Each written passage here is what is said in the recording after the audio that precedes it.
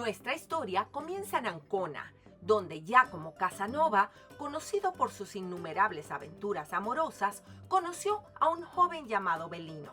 Casanova, siempre en busca de nuevas conquistas, se sintió intrigado por este joven tan peculiar y de hermosos ojos.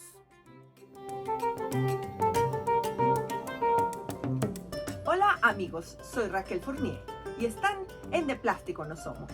Hoy viajaremos en el tiempo hasta el siglo XVIII para descubrir la historia de un personaje que es sinónimo de vanidad, pasiones prohibidas y aventura, entre otras cosas. Estaremos hablando de un amor muy particular entre un joven castrado de nombre Bellino y nuestro personaje de hoy, Casanova. ¿Listos para comenzar esta aventura? Acompáñenme. Casanova fue un conocido estafador, filósofo, delincuente, alquimista y espía, aunque ha sido más conocido como uno de los amantes más famosos de la historia. Pero, ¿quién fue Giacomo Casanova? Giacomo Casanova fue un personaje sinónimo de romance, aventura y engaño. Giacomo Girolamo Casanova nació el 2 de abril de 1725 en la ciudad de Venecia, en ese entonces República de Venecia, la cual era independiente de Italia, y fue un hombre de muchas facetas: escritor, sacerdote, espía, hábil diplomático, filósofo y, por supuesto, como es conocido por todos, amante. Su vida estuvo marcada por numerosas aventuras amorosas que él se encargó de difundir en su biografía, que algunos consideran de descripciones un poco exageradas, utilizando seudónimos y en algunos casos nombres reales. Hijo de actores, en su juventud fue expulsado del seminario de San Cipriano por mantener una conducta escandalosa. Casanova creció en una ciudad vibrante y cosmopolita. En sus años mozos mostró una gran inteligencia y un insaciable apetito por el conocimiento. Su espíritu inquieto lo llevó a explorar muchos campos: las leyes, la alquimia y la cabalística, entre algunos.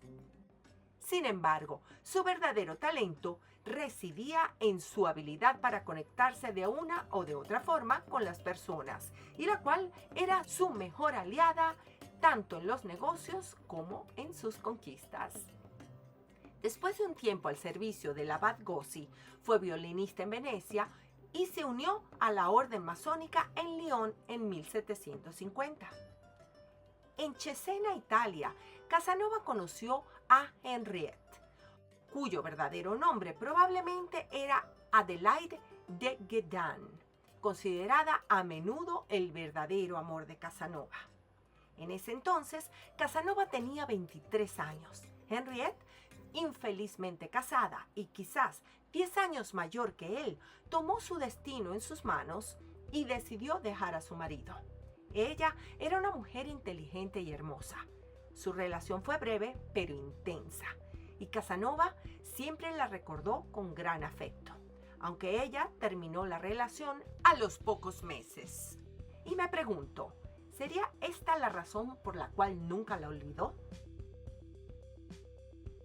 Al regresar a Venecia en el año 1755, Casanova fue denunciado como mago y sentenciado a 5 años en los Piombi, una prisión ubicada bajo el techo del Palacio Ducal, logrando fugarse utilizando artimañas el 31 de octubre de 1756 para posteriormente dirigirse a París, y luego, en el año 1760, tener que huir de sus acreedores en esta ciudad, tomando el nombre de Chevalier de Saint-Gallen. Luego viajó por el sur de Alemania, Suiza, Saboya, el sur de Francia, Florencia, Roma, Londres y Rusia, cultivando en esos viajes la fama del libertino que le acompañaría toda la vida. Posteriormente, regresa a Venecia por un tiempo. En sus memorias afirma haberse mezclado con la realeza europea, papas y cardenales, junto a figuras como Voltaire, Goethe y Mozart, de quien se dice haberlo tomado como inspiración para su ópera Don Giovanni. Dondequiera que iba, Casanova, con poco menos de 1,80 metros de estatura, era extremadamente atractivo y con una melena de rizos oscuros, confiando en su encanto personal para ganar influencia y en el juego y la intriga para mantenerse. A lo largo de su vida, Casanova tuvo muchas amantes, desde cortesanas hasta mujeres nobles e incluso monjas. Su encanto, inteligencia y habilidad para contar historias lo hacían irresistible. Algunas de sus aventuras fueron: en 1757, en París, una de sus conquistas fue Jeanne Camus de Pontcarré, mejor conocida como Madame d'Urf o la Marquesa d'Urf, una excéntrica viuda con una pasión por lo oculto. Aunque su relación no se basaba en el romance, sino más bien en el interés mutuo por la alquimia y el ocultismo, Madame d'Urf quería mantener su juventud. Y ya que era una mujer rica e influyente, le brindaba apoyo social y económico a Casanova, quien la convenció de que poseía poderes ocultos y aceptó ayudarla a renacer en un nuevo cuerpo. Ahora hablemos de María Magdalena Baletti, también llamada cariñosamente Manon, y a quien Casanova llamaba mayormente en sus memorias la hija de Silvia. Manon era hija de actores italianos que actuaban en Francia. Tenía 10 años en 1750 cuando conoció a Casanova y era la hermana menor de su mejor amigo. 7 años después, Casanova y Manon comenzaron su relación cuando él tenía 32 años y ella 17. Manon estaba en ese momento comprometida con su profesor de clavecín, Charles-François Clément, pero rompió la relación a pedido de Casanova, comenzando así un nuevo compromiso con él. Ella le escribió cerca de 200 cartas, de las cuales se conservan alrededor de 40, llamándolo en las mismas mi amante, mi esposo, mi amigo. Casanova le fue infiel en muchas ocasiones, lo que provocó que su relación de 3 años tuviera numerosos altibajos. Y cerca de 200 cartas después y de numerosas patrañas por parte de Casanova, el 29 de julio de 1760, Manon se casa con el arquitecto François-Jacques Blondel. En septiembre de 1763, en Londres, se reencuentra Marianne Geneviève de Charpillon, o simplemente la Charpillon, como la menciona en su biografía Casanova. Tenía 18 años cuando lo conoció y Casanova debía tener unos 38 en ese momento. Ambos se habían visto una vez en París cuando ella tenía 13 años. La relación de Casanova con Marianne fue tumultuosa y estuvo marcada por la manipulación y la traición.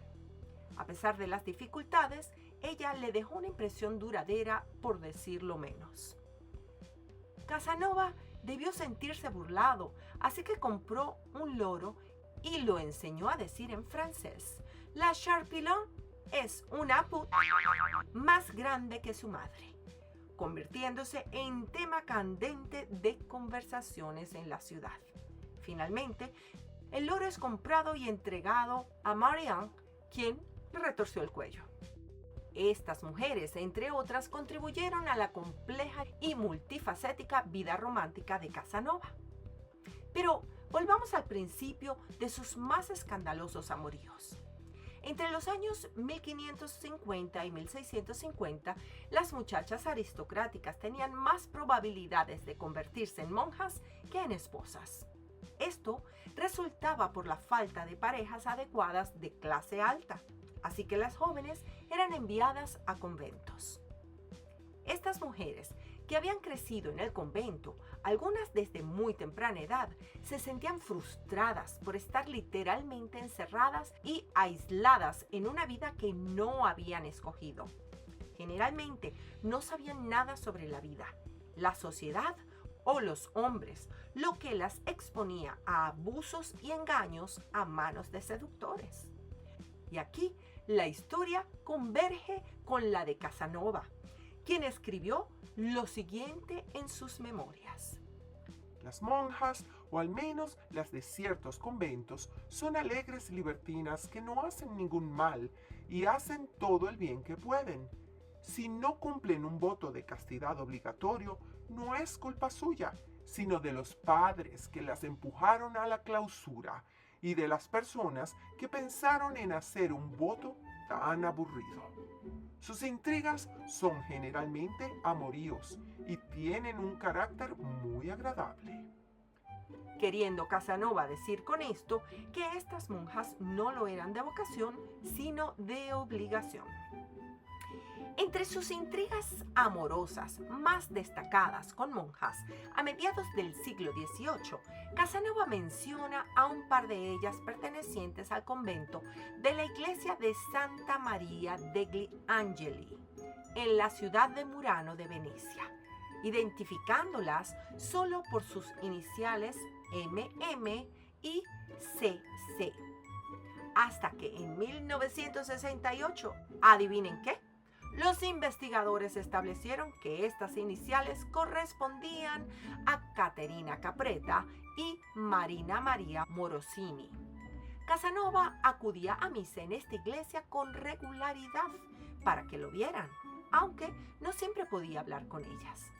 Estas historias se encuentran en el volumen 4 de sus memorias. Y aquí compartiremos la de su relación con una de estas monjas, Caterina Capretta, una joven veneciana que se convirtió en uno de sus primeros amores. Caterina tenía 14 años cuando su hermano le presentó a Giacomo Casanova de 28. Ella quedó fascinada con él y ambos concertaron encuentros secretos e incluso se comprometieron a casarse. Pero su relación se complicó por la desaprobación de la familia de ella y las restricciones sociales de la época.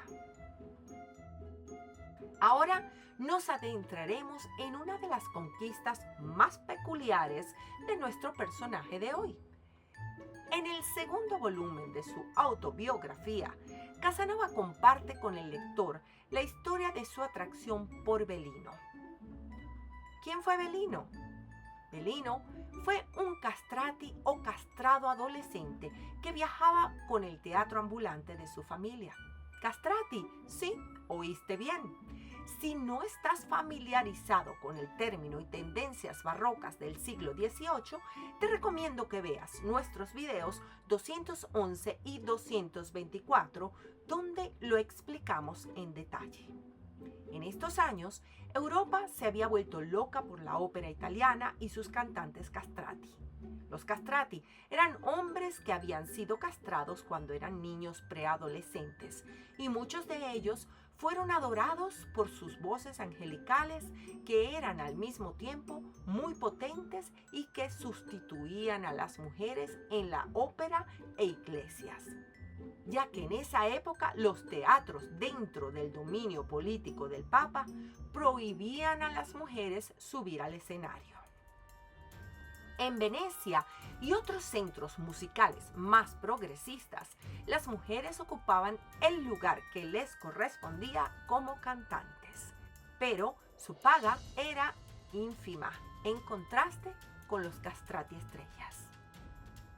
En 1745, en Ancona, localizada en la costa adriática, un joven llamado Bellino llamó la atención del famoso seductor Giacomo Casanova. Bellino era un joven artista talentoso y enigmático, que escondía un gran secreto que sorprendería hasta al astuto Casanova. Casanova vivió una de sus más extrañas aventuras al enamorarse o tener una fijación con el castrato Bellino. En un principio Cuando lo conoció, sabía que como todos los castrati de la época, era un cantante castrado. Al encontrarse Casanova con Bellino en una posada de Ancona, apenas podía creer que esa hermosa criatura fuera un hombre, aunque el propio Bellino juraba que esa era la verdad. Casanova estaba tan intrigado que intentó todos los trucos de seducción posibles para convencer al cantante de compartir su cama. Así se expresó Casanova en sus memorias sobre Bellino y sobre las dudas de que fuera un hombre castrado. Bellino ocupaba mi pensamiento. El fenómeno era inexplicable para mí, que me consideraba un hombre normal. Y también escribe: Porque si Bellino era una muchacha, como yo creía, quería que se convenciese de que la importancia que yo daba al asunto era en el fondo muy insignificante y de que no valía la pena de utilizar ardides para impedir las posibles derivaciones.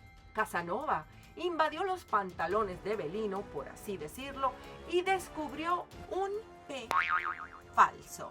Según escribe Casanova, le dije que sus ojos, como todas sus facciones, eran de mujer y que era preciso que mi mirada se cerciorase de ello, porque lo que yo aparentemente había comprobado podía ser simplemente un capricho de la naturaleza.